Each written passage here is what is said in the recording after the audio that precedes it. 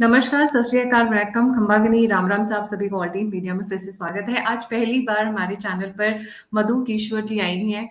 मधु केशवर जी को इंट्रोडक्शन की जरूरत नहीं है। Everybody in the nationalist wing, everybody knows her, everybody appreciates her. She comes from a very high profile elite, I would say academic background. So a very warm welcome, Madhu ji, on the show. Thank you, Gayatri, for inviting me to your channel, and I'm happy to answer your questions. And thank you for your interest in the Deoband petition, for which you have specially assigned this program. जी, मधु जी, ये देवबंद जो है ये एक, मैं क्या बोलूं, जहरीला पौधा है जिसके बीज भी सारे जहरीले ही निकल कर आ रहे हैं। अभी आपने बहुत लोगों के साथ मिलकर एक पिटिशन डाली है, स्पेशली एनसीपीसीआर में, जहां पर आपने बहुत अच्छे से हाईलाइट भी किए, इनफैक्ट पेज बाय पेज आपने इलाबोरेट भी किए हैं कि किस तरीके से ये ना सिर्फ एडल्ट्स बल्कि बच्चों को बरगला रहे हैं। जी, ओवर टू यू। गायत्री, ये जो पिटिशन हमने एनसीपीसीआर के चेयरपर्सन प्रियंका नुंगो को भेजी, और खुशी की बात है कि उन्होंने संज्ञान भी लिया, is taken note of it, and within days he contacted the relevant officials in the UP government and said, please take note and give me a report on the curriculum and the text being used by Deoband Darul Uloom. तो उन्होंने ये process शुरू भी कर दिया, जो कि मेरे दृष्टि में बहुत अहम बात है।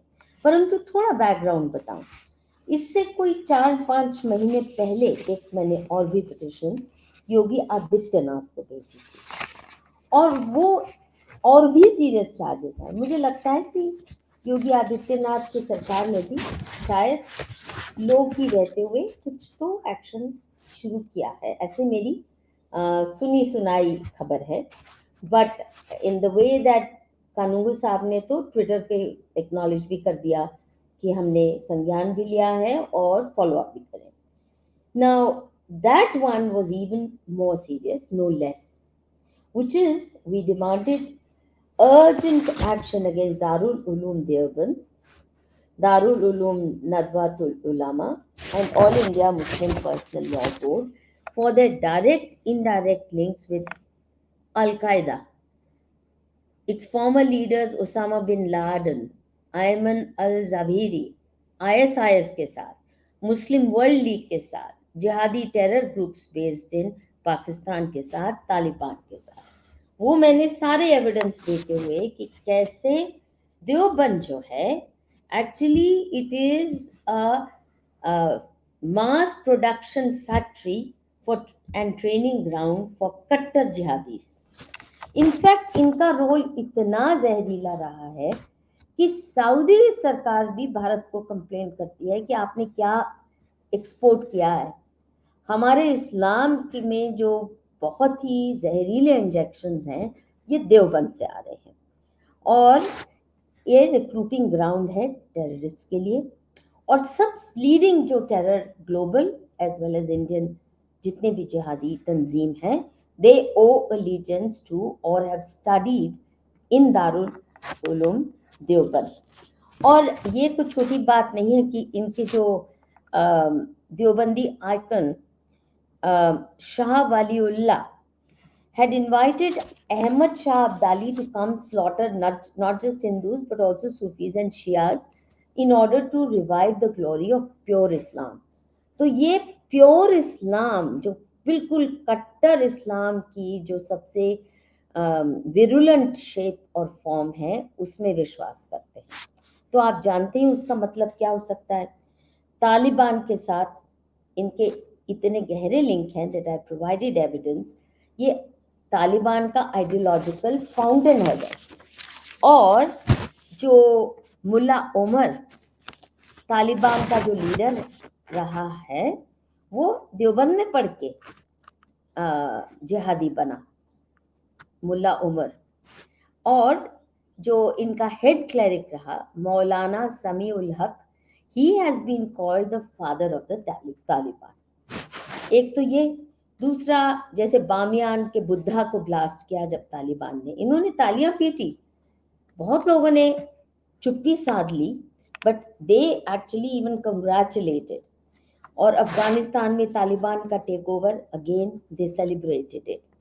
सो it is the lead agency for global jihad. तो छोटे मोटे नहीं है ये। अल कायदा का जो चीफ है मौलाना आसिम उमर, ये जो अल कायदा सब कॉन्टिनेंट चीफ था, he is also Deoband product. ये आप सोचिए किस किस किस्म के लोग ये कर रहे हैं। और Deoband has been found to provide regular refuge to terrorist on the run. जैसे बांग्लादेश के कुछ टेररिस्ट आए हिंदुस्तान में, उन्होंने कुछ आतंक की घटना को अंजाम दिया, या यहाँ के कश्मीर के या बाहर के भी पाकिस्तानी, तो सबसे पहले उनको रिफ्यूज अगर चाहिए होती है तो पहुंच जाते हैं देवबंद के पास। और ये मैं नहीं कह रही हूँ, तो टाइम्स ऑफ इंडिया की रिपोर्ट में भी आया, बहुत लोगों ने ये रिपोर्ट किया है, मेन स्ट्रीम पेपर्स में भी आ चुका है। और सुसाइड बॉम्बिंग्स को ये इनकरेज करते हैं। बहुत से इस्लामिक कंट्रीज भी सुसाइड बॉम्बिंग्स को बुरा मानते हैं, ये उनमें से नहीं है। जो सबसे अहम बात, I will come to the NCPCR petition, but I think ये बैकग्राउंड देना बहुत जरूरी है।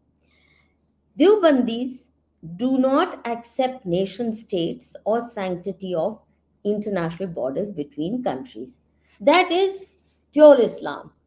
कि नेशन स्टेट से हमें कोई लेना देना नहीं, हमने सारी दुनिया में इस्लाम फैलाना है, तो नेशन स्टेट से हमारी कोई लॉयल्टी नहीं हो सकती, उनके साथ हमारे कोई सबसर्वियंस नहीं हो सकती। और इसीलिए आप देखते हैं जो कट्टर मुसलमान हैं, ओवैसी जैसे, वो, उनसे अगर आप पूछो भारत का संविधान या आपके इस्लाम की टीचिंग्स, वो बोलेगा भारत का संविधान भाड़ में जाए। वो भारत का संविधान तभी वो याद दिलाते हैं जब उनको प्रोटेक्शन चाहिए होती है और हमको डिफेंसिव में डालना होता है। अगर मान लो कोई हिंदू राष्ट्र की बात करता है तो चिल्लाने लगेंगे देवबंदी सारे, ओवैसी जैसे या जितने भी तालिबानी हैं माइंडेड, वो कहेंगे अरे भारत के संविधान में तो हिंदू राष्ट्र की बात ही नहीं है, we are suppose to be secular वगैरह वगैरह, सेक्युलर डेमोक्रेटिक रिपब्लिक। तो आप कौन सी डेमोक्रेटिक बात मानते हो हिंदुस्तान के कानूनों की? कोई भी नहीं। आप हमारा कानून भी नहीं मानते हो, आप कहते हो शरिया इज सुप्रीम, हमारी होली बुक्स आर सुप्रीम। और जहां क्लैश होता है कॉन्स्टिट्यूशन में, कॉन्स्टिट्यूशन जाए भाड़ में। So they use the constitution only to put Hindus on the defensive, ताकि हम अपने बचाव भी ना कर सके। जो सेक्युलरिज्म के नाम पे जो हमारे गले में ईंट का पतिये, secularism like a millstone round our neck, जो बांधा गया है हमारे ऊपर, हमारे गले में, हमारे अल्ट्रा सेक्युलर नेताओं ने, गांधी, नेहरू वगैरह वगैरह, और फिर इंदिरा गांधी ने सेक्युलरिज्म डाला, वो केवल हमारे लिए, इनको सेक्युलरिज्म से कोई लेना देना नहीं। इस्लाम में कहाँ सेक्युलरिज्म की कोई जगह दी है? क्योंकि मजहब इनका कहता है कि यदि काफिर कन्वर्ट नहीं होता, धर्मांतरण नहीं करता, देन यू वाजिब कत्ल।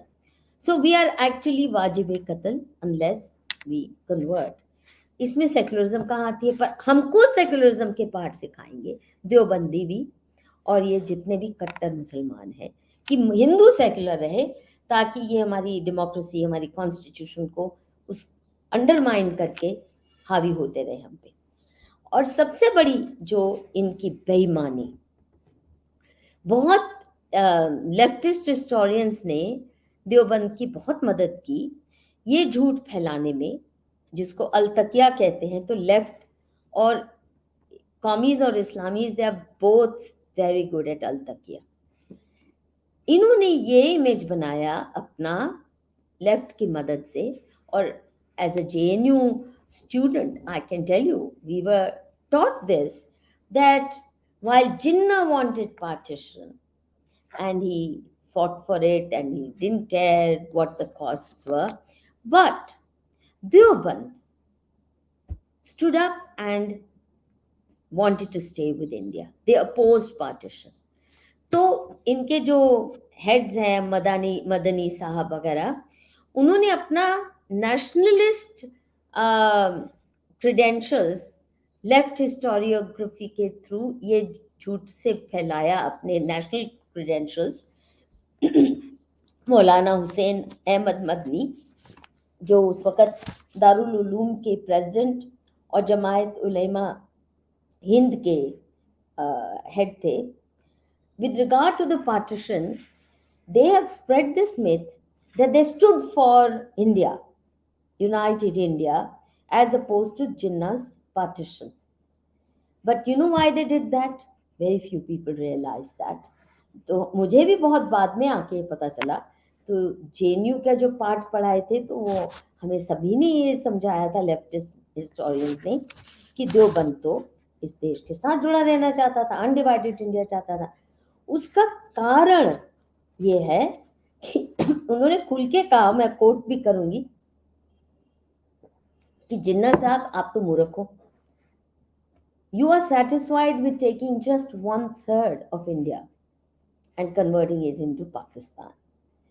Our agenda as Islamists is to carry out Mission Ghazwa Hind, which means total Islamization of the entire Indian subcontinent. Not just one piece, two pieces, no, the entire one. And that is our mission. That's why we will stay here. We will not go there. We don't support your partition. This is the reason. But imagine they present themselves as nationalists in historiography, in leftist historiography, on the ground that we oppose partition. तो हम तो बड़े loyal हैं। अभी देखिए ये क्या लिखते हैं मौलाना हुसैन अहमद मदनी, जो तब जमायत उलेमा हिंद के हेड भी थे और दारुल उलूम देवबंद के प्रिंसिपल थे। It is the non-Muslims who are the field of this tabligh, that is conversion of Islam, and form of raw material for this splendid activity. We are opposed to Islam's right to missionary activity to a particular area. आप समझे कि जिन्ना साहब आप तो इस्लाम को हावी केवल एक एरिया को करना चाहते हैं, आपने एक नेशन स्टेट पाकिस्तान के नाम से क्रिएट कर ली। हम ये नहीं मानते हैं कि एक एरिया तक इस्लाम सीमित हो। ये जो एक्टिविटी है ये सारे दुनिया में फैलनी है, और जो raw material for this splendid activity that is conversion, तबलीग जिसको कहते हैं, ये तो सारे काफिर हैं। तो आप वहां जाके क्या करोगे? वहां तो सारे मुसलमान होंगे, किसको फिर कन्वर्ट करोगे? तो हम क्या इनके कन्वर्जन के रॉ मटेरियल हैं, और इसलिए ये बचे रहे कि अब और हम सारे हिंदुस्तान को हमने कन्वर्ट करना है। और आप देखिए इनकी एक्टिविटी का नतीजा, आज हिंदुस्तान के अंदर सैकड़ों मिनी पाकिस्तान, सैकड़ों, हर शहर में मिनी पाकिस्तान है, जहाँ हिंदू जाने की हिम्मत नहीं कर सकता, रहना तो बहुत दूर है, जहाँ पुलिस अंदर घुस नहीं सकती। They are afraid that they might be mobbed and lynched if they go to arrest even a known terrorist और a mafia don engaged in serious crimes. तो ये जो पैन इस्लामिस्ट एजेंडा है इस्लाम का, कि सारी दुनिया पे हमें कब्जा करना है, नेशन स्टेट से हमें कोई लेना देना नहीं, which is why Taliban for example is against Pakistan. They don't believe Pakistan और अफगानिस्तान दो अलग नेशन होने चाहिए, ये एक होना चाहिए। और पूरा इस्लाम का अगर झंडा फहराना है तो हम एक रहेंगे, जो ग्लोबल उम्मा है इस्लाम की। तो ये है इनका नेशनलिज्म, कि जैसे ओवैसी साहब भी बहुत चिल्ला के कहते हैं इंडिया किसी बाप का नहीं है, हमारा भी है, हमारा भी खून बहा है। खून बहाया तुमने? हाँ, बहा कहाँ? हमने, किस हिंदू ने किसी मुसलमान का खून बहाया? हमें आता भी नहीं है बहाना। तो वो खून बहाना भी और सारी दुनिया पे कब्जा करना अपना मजहबी हक समझते हैं, और इसकी सबसे कट्टर आइडियोलॉजी जो है वो यहाँ से ही आती है, देवबंद से। और जो पाकिस्तान का खुला एजेंडा है, to bleed India to death through 1,000 cuts, this comes from Deoband, this comes from Deoband, don't forget that.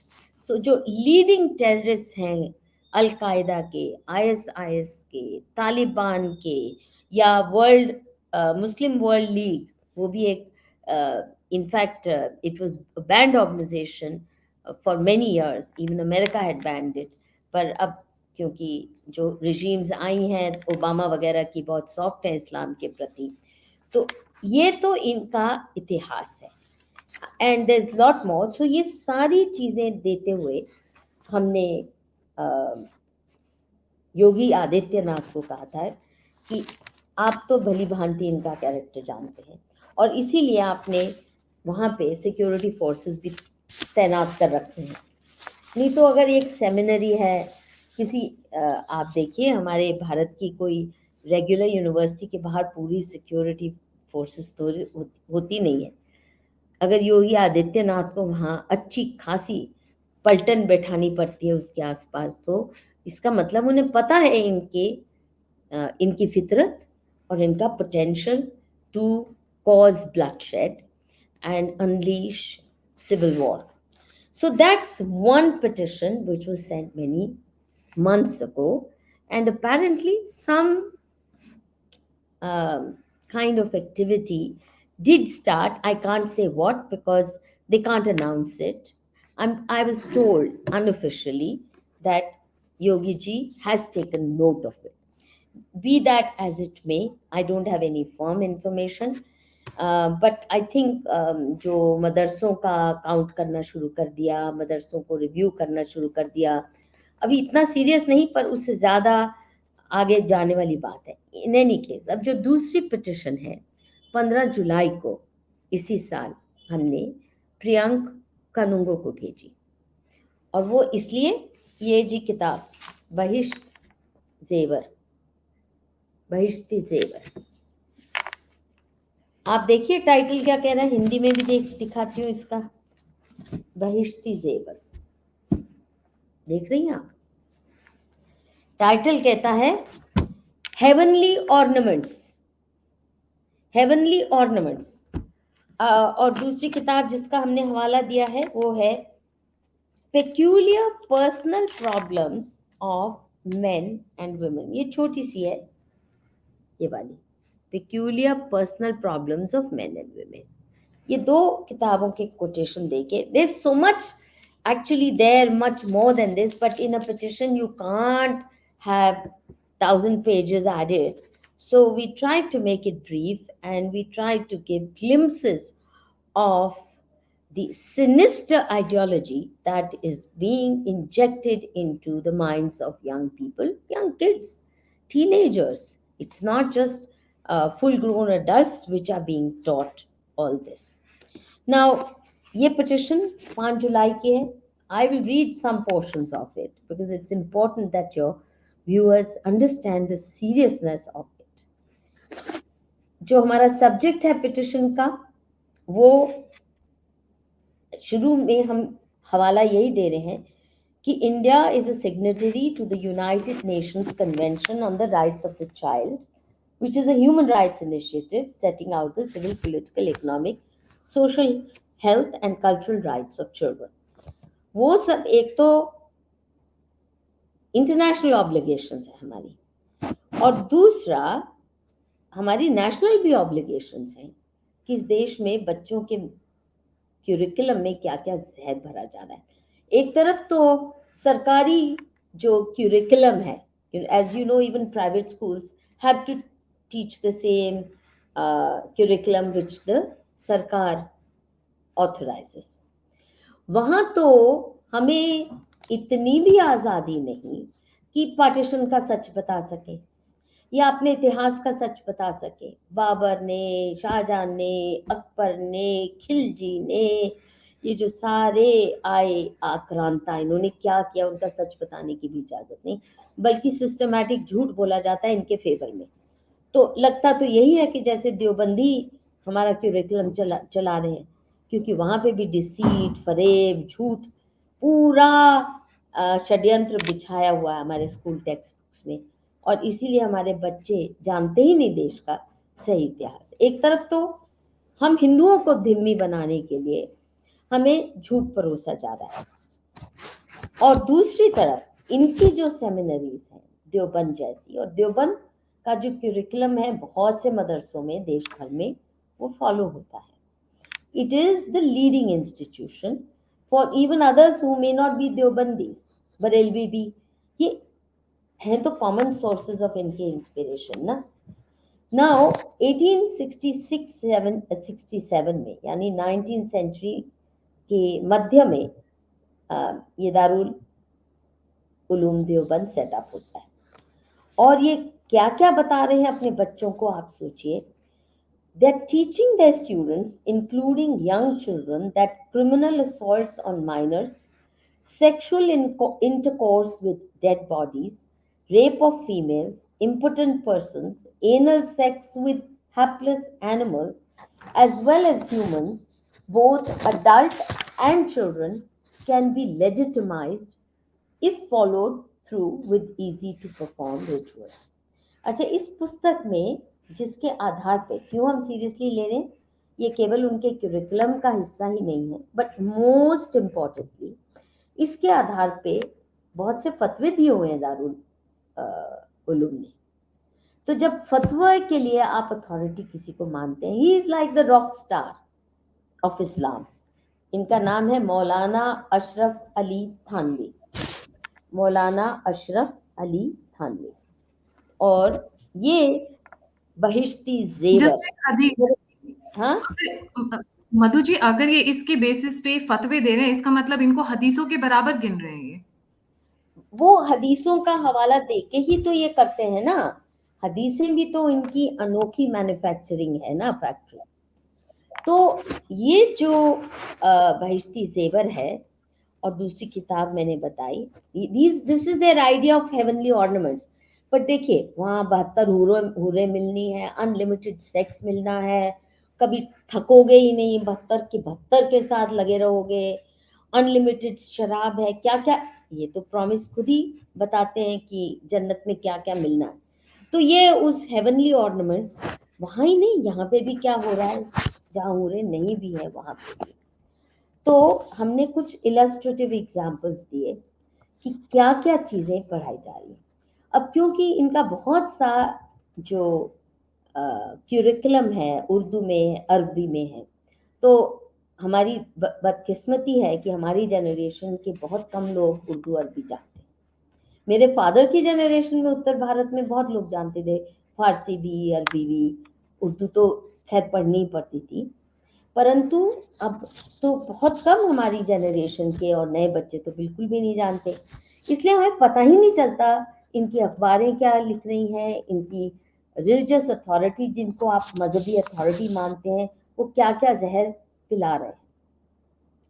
तो अभी हम आपको कुछ मौलाना अशरफ अली थानवी के हेवनली ऑर्नामेंट्स, या कहेंगे जेम्स ऑफ सेक्सुअल विजडम, ये हम बताते हैं, और क्या बच्चों को सीख दी जा रही है from a very young age. तो आप सोचिए, जो ये सीखें दे रहे हैं. और जो मैंने कहा ना फतवों की बात, मैंने नेक्स्टर में दिया भी है. अ फतवा in Urdu by Darul Uloom Deoband publicly endorses sexual intercourse with a minor girl. The Urdu fatwa and its English translation is enclosed as an extra. Numerous other fatwas by Darul Uloom Deoband also publicly endorse Maulana Ashraf Ali Thanvi and his works. और वो हमने फतवे दिए हैं जहाँ जहाँ इनको endorse किया गया है. अब ये देखिए, जो जो चीज़ें आप जानते हैं, भारत में रेप को इतना कड़ा, रेप के खिलाफ इतने कड़े कानून आ चुके हैं कि किसी लड़की ने सच झूठ या महिला ने आरोप लगा दिया तो नॉन बेलेबल है, तुरंत अरेस्ट होती है, 10 से 20 साल तक की पनिशमेंट हो सकती है, और you don't even need any proof, medical proof की भी ज़रूरत नहीं होती. महिला ने कहा तो जज को मानना है. ये इस तरह का कानून एक तरफ है. साथ में पॉक्सो है. पॉक्सो में भी चाइल्ड रेप या चाइल्ड सेक्सुअल अब्यूज के लिए 10 से 20 साल की सजा है. और ये सिर्फ भारत में नहीं, बहुत से जो अपने को सिविलाइज देश मानते हैं, यूरोप के, अमेरिका के, नॉर्थ अमेरिका वगैरह में भी यही है, बहुत कड़े कानून है sexual offences specially against children and even rape of adult women. अब इनके यहाँ क्या है कि आपने छोटी बच्ची के साथ बलात्कार किया, बड़े सिंपल रिचुअल्स हैं, बस नहा लो।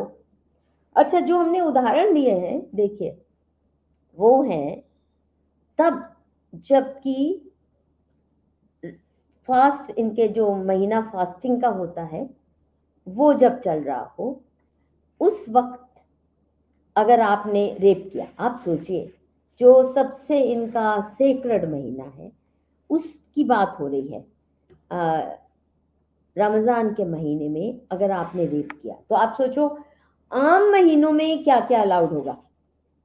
अगर रमजान में इतना आसानी से आप छूट सकते हैं बड़े बड़े क्राइम्स करके, सेक्सुअल क्राइम्स करके, सेक्सुअल परवर्जन्स करके, तो आम क्या होगा।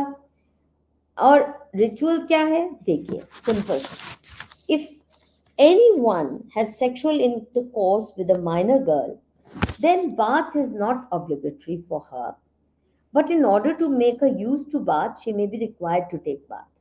If a man indulges in sexual intercourse with a minor girl, bath will not be obligatory if there is no seminal discharge. यानी आपने उस पे बलात्कार किया, अगर आपका सीमन रिलीज होता है तो आप फिर नहा लो, बस छूट गए आप। हमारा देश का कानून इस ऐसे व्यक्ति को 20 साल की सजा दे दे, पर यहाँ क्या है, बस नहा लो, और वो भी सेक्रेड मंथ ऑफ रमजान में। तब ये है, ये पेज 58 की कहानी। दूसरा एग्जाम्पल दे रही हूँ, देखिए, which is a mere bath after following bizarre form of sex is enough to make the act legitimate. ये क्या, if a man inserts his penis into the navel of a man or woman and there is no seminal discharge, then bath will not be obligatory.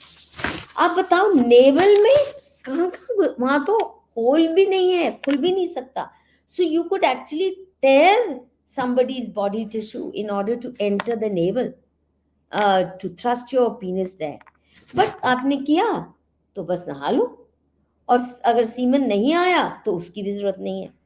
Then even more shocking is Thanvi's prescription given on page 271 for legitimizing sexual intercourse with a dead woman, minor girl or an animal.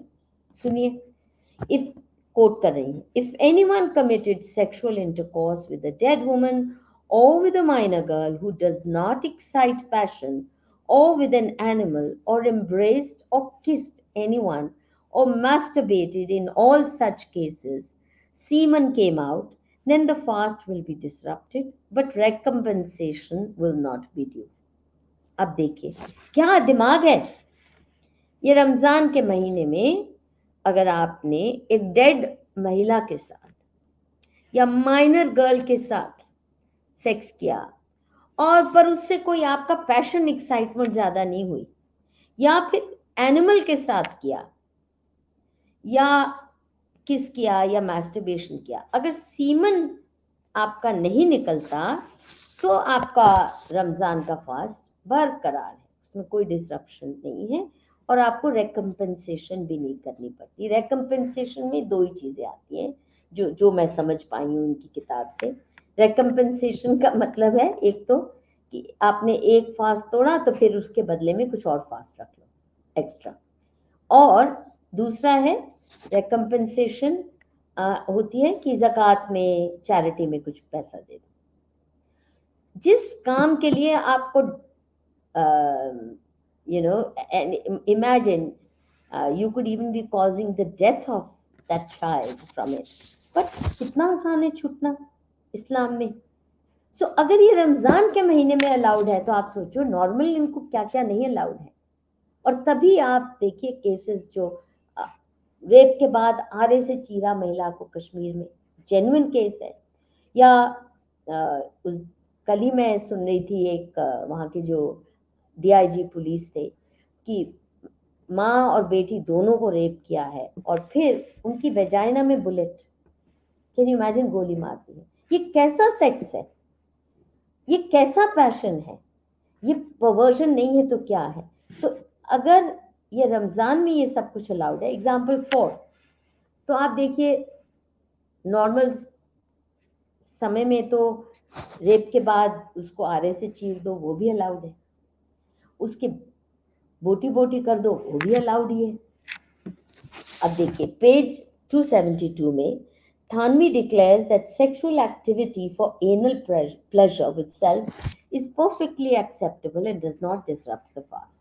अब छोटे छोटे बच्चों को बताया जा रहा है anal activity आप कर सकते हो, खुद ही कुछ कुछ घुसा लो अपने एनल में। A man inserts something in his excretion hole and it remains out, then the fast will not be disrupted. ये मैं बात बता दूं, ये मैं हिंदी और अंग्रेजी दोनों किताबें इसलिए ताकि मैंने ट्रांसलेशन कुछ खुद नहीं की, ट्रांसलेशन उन्हीं की है और उन्हीं की बातों को हूबहू कोट कर रहे हैं। पांचवा उदाहरण जो हमने दिया है पेज 272 से, which prescribes an extra fast and some charity to legitimize sexual intercourse by a woman with a minor child or an insane person. I quote, if a woman subjects herself to sexual intercourse with a minor or an insane person during a fast, then compensatory fast and recompensation both will be due. This is the maximum. स्त्री भी बच्चों के साथ sex कर ले तो बस थोड़ा एक्स्ट्रा फास्ट कर लो, थोड़ी चैरिटी कर लो और कोई सजा नहीं है। Sixth example on page 278, he again advises extra fast for both the partners to legitimize anal sex. If a man enters his penis in the back part of someone and its top has entered, then fast of both is lost and compensatory fast and recompense become due on both. अब बच्चों को ये बता रहे हो, आप बताओ, और वहां पे बच्चे तो दूसरे लड़कों के साथ ही पढ़ रहे हैं, तो आप उनको ट्रेन कर रहे हैं किस अर्ली एज से, किस काम के लिए बताइए, एक दूसरे के साथ एनल सेक्स, ये सेक्स, वो सेक्स। जो एज हमारे हिंदुओं में वो ब्रह्मचार्य का पीरियड माना जाता है ना, कि ये आप कंसंट्रेट करें और सेक्स से जरा दूर। हाँ, लर्निंग एज, आप ब्रह्मचारी रहे, आप पढ़ाई पे ध्यान दें, अपनी सेल्फ डेवलपमेंट और यहाँ आपको बताया जा रहा है कि ये बिल्कुल जायज है, किसी भी उम्र से शुरू कर लो। अब सातवें एग्जाम्पल में I give you the Hindi translation of Maulana Ashraf Ali थानवीज quote on page 719 and 720. It provides the standard simple way to legitimize men having anal sex with men, women or impotent persons. वही है, go have a bath after the act. मैं पढ़ के सुनाती हूँ। दूसरी वजह इलाज, यानी कि किसी ऐसे मर्द के जिसे जोश आ रहा हो, खास हिस्से के सर का किसी जिंदा औरत के खास हिस्से में या किसी दूसरे जिंदा आदमी के मुश्तरका यानी पीछे का हिस्सा एनल होल में दाखिल होना, चाहे वे मर्द हो या औरत, या खंसी यानी नपुंसक, और चाहे मणि गिरे या ना गिरे। इस सूरत में अगर दोनों में गुस्ल के सही होने की शर्त पाई जाती है, यानी दोनों बालिग हैं, तो दोनों पर, वरना जिसमें पाई जाती है उस पर गुस्ल फर्ज हो जाएगा। यानी जिस पे सीमन गिरा वो नहा ले, अगर दोनों में किसी में सीमन नहीं पाया जाता तो कोई बात नहीं, नहाने की भी जरूरत नहीं है। आप देखिए क्या बच्चों को सिखाया जा रहा है। फिर एग्जाम्पल 8 ऑन पेज 720, फिर वही है, if a sexually aroused woman indulges in sex with an animal, a reluctant male, or uses an external object for self pleasure, she need not feel guilty if she has a bath after the act. However, as per real Islamic ethos, even the simple bath is not necessary if the semen of the animal does not enter the woman. Quote कर रही हूँ, अगर कोई औरत जोश की वजह से अपने खास हिस्से में किसी बेजोश मर्द या जानवर के खास हिस्से को या किसी लकड़ी वगैरह को या अपनी उंगली को दाखिल करे, तब भी उस पर गुस्ल फर्ज हो जाएगा, यानी बात इज ऑब्लिगेटरी। मणि गिरे ना गिरे, आप सोचिए, मणि कहते हैं इसको, मणि हम जेम्स को कहते हैं ना मणि, ये सीमन को मणि कह रहे हैं, मगर ये शारे की राय है, यानी शरह करने की राय है, और असल मजहब में बगैर मणि निकले गुस्ल वाजिब नहीं। अब ये जो इस तरह के हैं, अब sexual intercourse with an animal, dead person और अ माइनर गर्ल, ये एक्सट्रैक्ट है peculiar personal problems of men and women में। If the male organ is inserted into the private part of an animal or a dead person or a minor girl who is not fit for sexual intercourse, then bath will not be necessary without discharge of semen. अगला है page 10 इसी किताब की, जो दूसरी छोटी किताब मैंने दिखाई थी, men and women की personal problems. If one rubs his sexual organ with a dead body or an animal and semen is discharged, then compensatory fast will be compulsory, but recompensation will not be due. अब देखिए, dead body के साथ ये legitimise करते हैं, और इसीलिए हमारे हिंदू स्त्रियां जौहर कर लेती थी, क्योंकि उनके पति अगर हार गए युद्ध में, तो उन्हें पता था कि अगर वो जहर खा के मर जाएं या कुछ और तरीके से अपना गला भी काट के मर जाएं, रेत लें, तब भी डेड बॉडी को भी नहीं छोड़ेंगे। तो ये जो जौहर की बहुत ही दर्दनाक प्रथा हिंदुस्तान में शुरू हुई, it happened mainly because they don't even spare dead bodies. Can you imagine क्या क्या झेला होगा हमारे एंसेस्टर्स ने इनको एडजस्ट करने में, और हम कैसे अल्लाह ईश्वर तेरो नाम, सब धर्म बराबर है। ये धर्म है, ये मजहब है, ये धर्म नहीं है। जिस दिन मूर्ख हिंदुओं के दिमाग में ये आ गई बात समझ कि इस्लाम धर्म नहीं, क्रिश्चियनिटी धर्म नहीं, इसमें कोई धार्मिक बात नहीं, ये मजहब है, ये रिलीजन है क्रिश्चियनिटी, और जेनोसाइड इनके डीएनए में निहित है। It's the mandate of Christianity and Islam to slaughter those who don't accept conversions, and they've done it wherever they went. अब ये देखिए पेज 10 पे,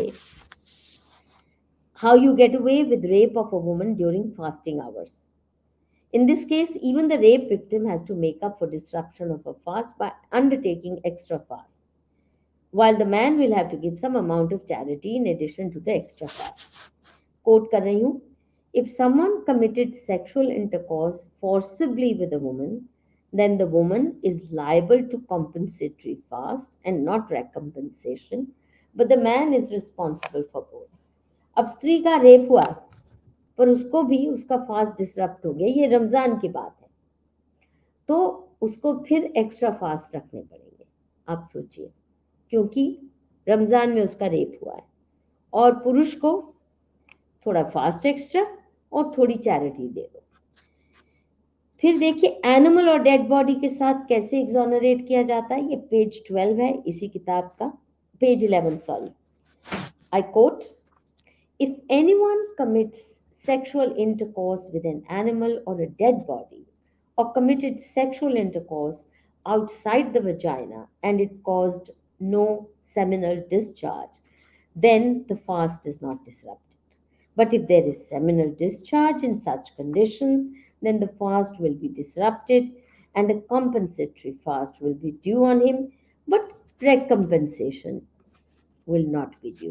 यानी कोई चैरिटी करने की जरूरत नहीं है, एक आध थोड़े फास्ट रख लो। Can you imagine with an animal or a dead body? आप सोचिए, नहीं एनिमल्स का क्या हाल करते हैं, और लेजिटिमाइज है ये। हो सकता है दुनिया के और लोग भी करते हो एनिमल्स के साथ, परंतु उसको अच्छा समझना, उसको जायज समझना, बच्चों को सिखाना कि तुम एनिमल्स के साथ सेक्स कर सकते हो, कुत्तों के साथ कर सकते हो, बकरियों के साथ कर सकते हो, किसी के साथ भी कर सकते हो। तो हमने ये जो अपील की एनसीपीसीआर को कि आपका जिम्मा बनता है कि किस बड़े पैमाने पे ये सेक्सुअल परवर्ट्स पैदा कर रहे हैं। ये जो निकल के आ रहे हैं हजारों लाखों की संख्या में, देवबंद के प्रोडक्ट सारे हिंदुस्तान में नहीं दुनिया भर में फैल रहे हैं। इतने बड़े पैमाने पे सेक्सुअल परवर्ट्स को तैयार करना, एक पूरी क्या बोलते हैं असेंबली लाइन लगी हुई है, फैक्ट्री है, mass production of sexual perverts in the name of religious freedom. क्या हम अलाउ कर सकते हैं? और अगर इनको सब कुछ अलाउ है तो फिर बाकी कानूनों को भी कूड़े की टोकरी में फेंको, क्योंकि इस वक्त सबसे ज्यादा अग्रेशन, सेक्सुअल अग्रेशन कहाँ से आ रहा है? इन्हीं से आ रहा है। और जो सबसे ज्यादा सेक्सुअली अग्रेसिव कम्युनिटी है उसको आपने छूना ही नहीं, तो बाकियों को भी फिर बख्श दो, फिर सबको भगवान भरोसे छोड़ो, क्या जरूरत है? देखिए एक और बड़ी इंपॉर्टेंट बात है, जैसे पॉक्सो है act, protection of children from sexual offences, ये 2012 का एक्ट है। इसमें punishment for penetrative sexual assault involves imprisonment which is not less than 10 years and extends to imprisonment for life. Whoever, ये बड़ी इंपॉर्टेंट क्लॉज है POCSO की, whoever abets the offense under the POCSO Act also faces similar punishment. यानी आपने किसी को उकसाया, किसी को मदद की बच्चों के साथ सेक्सुअल परवर्जन या रेप की, तो आप भी उतनी ही सजा के हकदार बन जाते हैं। परंतु दारुल उलूम देवबंद के इस्लामिक स्कॉलर्स की माने तो अब यह बात सिर्फ नहा लो after committing barbaric sexual crimes against children और एनिमल्स और विमेन नॉर्मल एंड एक्सेप्टेबल। आप सोचो क्या मानसिकता लेके ये बच्चे बड़े हो रहे हैं, आप सोचिए। तो ये जो अबेटमेंट है, इसका मतलब पूरे देवबंद के जितनी इस्टेब्लिशमेंट है, इनके जितने स्कॉलर्स हैं, इनके जितने टीचर्स हैं, इनके जितने मुल्ला मौलवी हैं, ये अबेटमेंट में ये भी जा सकते हैं लाइफ इम्प्रिजनमेंट में। ये छोटी बात नहीं है। अगर मान लीजिए मेरा कोई जानकार रेप कर रहा है और मैं उसको उकसाई हूँ रेप करने में, या वो कर रहा है और मैं रोकती भी नहीं हूँ और मैं कहती हूँ वाह वाह मजा आ रहा है, तो मुझे जिंदगी भर की सजा हो सकती है। इनको नहीं होनी चाहिए। और देवबंद के अंदर क्या क्या होता होगा आप सोचो, वहाँ छोटे बच्चे पढ़ रहे हैं, उसमें नौजवान भी हैं, टीनेजर्स भी हैं। छोटे बच्चों के साथ ये आपको लगता है कि छोड़ते होंगे इनके जो अडल्ट हैं, या मुल्ला मौलवी छोड़ते होंगे? क्योंकि मदरसों के अंदर इतना सेक्सुअल अब्यूज है जिसकी कोई लिमिट ही नहीं है, ये क्योंकि अलाउड है। अब वहां का पढ़ा मुल्ला मौलवी सोचता है ये सही है, तो जो बच्चे आते हैं मदरसे में पढ़ने या मुल्ला मौलवी के पास आते हैं सीखने जो भी, या जिस कारण से भी, तो आप सोचिए उनका क्या हश्र होता है। ये तो अपनी कम्युनिटी के अंदर, परंतु काफिरों के साथ तो आप जानते ही हैं कि काफिरों की महिलाएं तो माले गनीमत हैं, उनको उठा लाओ, उनके साथ कुछ भी कर लो, ये अपना जायज समझते हैं। जो वूम जिहाद चल रहा है, तो वूम जिहाद का इससे रिश्ता जुड़ जाता है। सेक्सुअल अब्यूज ऑफ चिल्ड्रन को अबेटमेंट का आपके इस संस्था पे बहुत बड़ा आरोप लगता है। तो हमने इसीलिए कहा कि एक तरफ तो हमारा कानून, अगर कोई व्यक्ति किसी टीनेज लड़की के साथ कंसेंशुअल सेक्स भी करता है, यानी 17 साल की, 17.5 साल की लड़की है और लड़का मान लीजिए 20-21 साल का है या 23 साल का है, वो कितनी बड़ी सजा उसको आप सोचिए, 10 साल से लेकर आजीवन कारावास का है, बेलेबल भी नहीं है ऑफेंस। एक तरफ तो आपने इतना कानून कड़ा बनाया है हिंदुओं के लिए, और दूसरी तरफ ये समाज अपना हक समझता है, ये मजहबी लेजिटिमेसी देता है इन सब क्राइम्स को। Can we coexist with such people? Do such people have any place in a civilised society? This what we ask. तो हमने 3 डिमांड्स की हैं गायत्री एनसीपीसीआर से। सबसे पहले, The entire curriculum of Darul Uloom Deoband needs to be examined by an independent body headed by a sitting or retired Supreme Court judge or judges capable of undertaking a non-partisan audit of the course curriculum taught by Darul Uloom Deoband. इनका independent audit बहुत जरूरी है और ऐसे जज से ये सारा काम रिव्यू करवाना चाहिए, ऐसी कमेटी हाई पावर्ड हो जिसमें ऐसे जज जिसका ट्रैक रिकॉर्ड है कि वो डरते नहीं है मजहबियों से, वो सर तन से जुदा की धमकी से डरते नहीं है। बहुत से जज तो रिक्यूज ही कर देते हैं और बहुत से आप देख रहे हैं सुप्रीम कोर्ट में भी इनके खिलाफ जाने की हिम्मत ही नहीं होती हमारे बड़े बड़े दिग्गज जजेस की भी। So you have to appoint a judge who's capable of taking an independent, non-partisan view, taking in account the law of the land. That's one demand.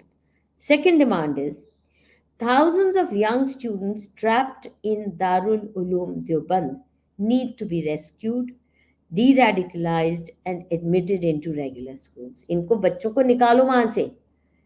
Their lives are in danger. देखिए, एक तो अगर बाहर निकलेंगे तो harden criminal mindset के साथ निकलेंगे और जब तक वहां हैं तो ये छोटे छोटे बच्चे इतना सेक्सुअल अब्यूज झेल रहे होंगे ऑन अ डेली बेसिस। ये कोई हमारी इमेजिनरी बात नहीं है, क्योंकि ये बात, ये आइडियोलॉजी आप उन्हें बच्चों को भी पढ़ा रहे हैं। फिर 5 students of Darul Uloom Deoband need to be put on the radar of intelligence agencies because of the dehumanization and radicalization they have suffered at the hands of the Maulanas and Muftis of Darul Uloom Deoband. ये हमने कहा है कि आप सोचिए लाखों students हैं, देश भर में फैले हुए हैं, हाँ, तो ये तो प्रैक्टिस कर ही रहे होंगे ना, अपनी पत्नियों के साथ भी और रिश्तेदारों बहनों के साथ भी, घर में कोई मुर्दा घरों में जाके भी, या घर में ही कोई मार के किसी को उसकी डेड बॉडी से भी रेप करने की।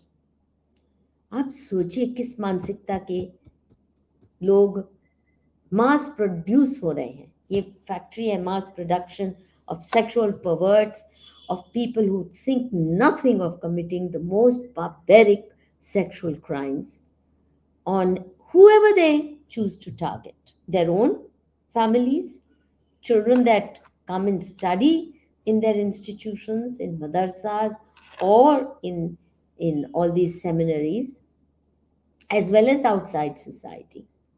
We can't afford, this is living with people whose DNA has been completely manipulated into accepting horrific forms of crime as perfectly normal, and they therefore don't even feel guilty about it.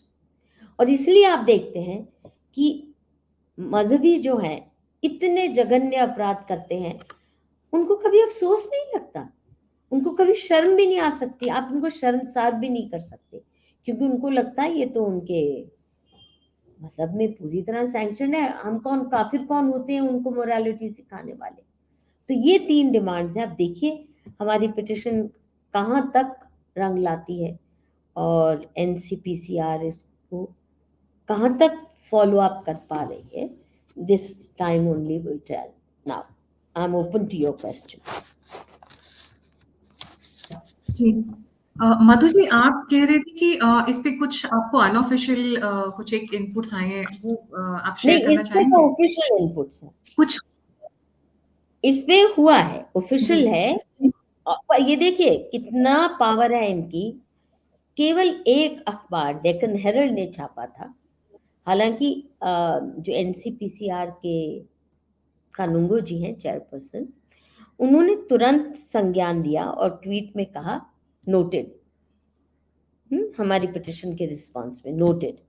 फिर कुछ दिन बाद कहा कि उन्होंने UP सरकार के concerned officials को कहा है कि इनके सारी किताबें इकट्ठी की जाए और उन तक पहुंचाई जाए, क्योंकि वो रिव्यू करने की उन्होंने ठान ली है। तो अब वो प्रोसेस तो शुरू हो गया कि Kanoongo ji as chairperson of NCPCR, National Commission for Protection of Child Rights, he has decided to at least start the process of reviewing their curriculum. और उनको अगर लगता है कि जो हमने कहा है ये बिल्कुल सही है और जो हम खतरे बता रहे हैं, then it's possible that he will recommend or himself take the initiative to appoint a high-powered committee to do the rest of the things.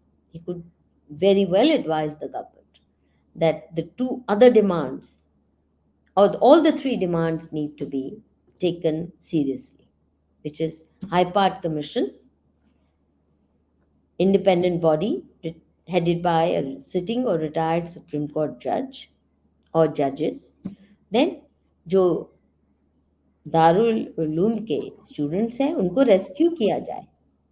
ऐसी संस्था को बैन करना फर्ज बनता है. आप सोचिए अगर किसी हिंदू संस्था में ये हो रहा होता, ये बातें बताई जा रही होती, ये हमारा कोर्स करिकुलम होता, वहां तो हमें ये भी कहने की इजाजत नहीं बाबर ने कितने मंदिर तोड़े, कितना जुर्म किया, कितने लाखों का जनसंहार हुआ, ये भी कहने की इजाजत नहीं है हमारे को. तो हमें फिर बोलते हैं इस्लामोफोबिक और आप हेट, कम्युनल हेट फैलाते हैं.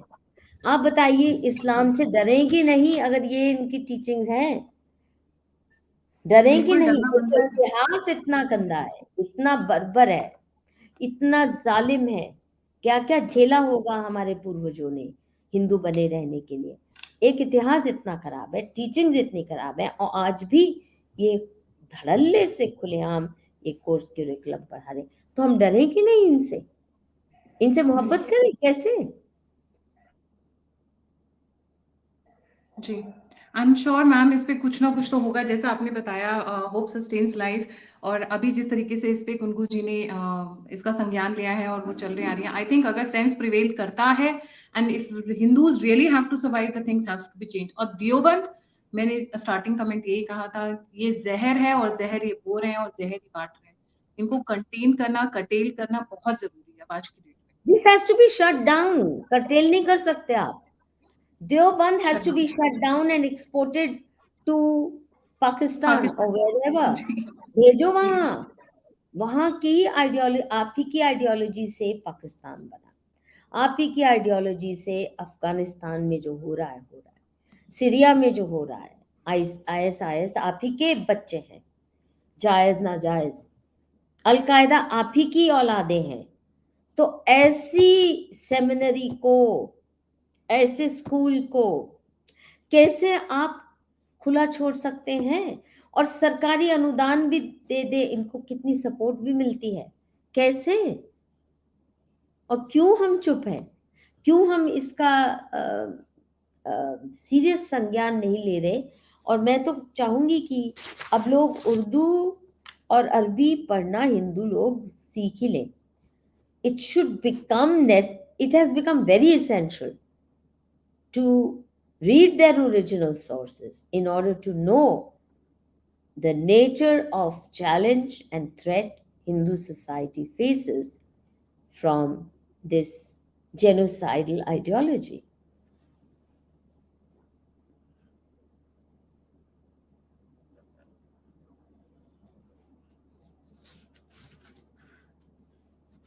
गायत्री अब चली गई. Is it over? Yes, thank you so much, ma'am, for thank you so much, Madhu ji, for joining. Being in Africa, थोड़ा मोड़ा इंटरनेट का हिकअप हो जाता है बीच बीच में. जी, थैंक यू सो मच. और जाने से पहले सभी व्यूअर्स से रिक्वेस्ट है, मधु जी का चैनल है, and always feel free to write to us. All the links are given in the description box. इसी के साथ जय हिंद, जय श्री राम, हर हर Mahadev. Thank you, Madhu ji. Namaste and good wishes for you and your channel. Thank you so much.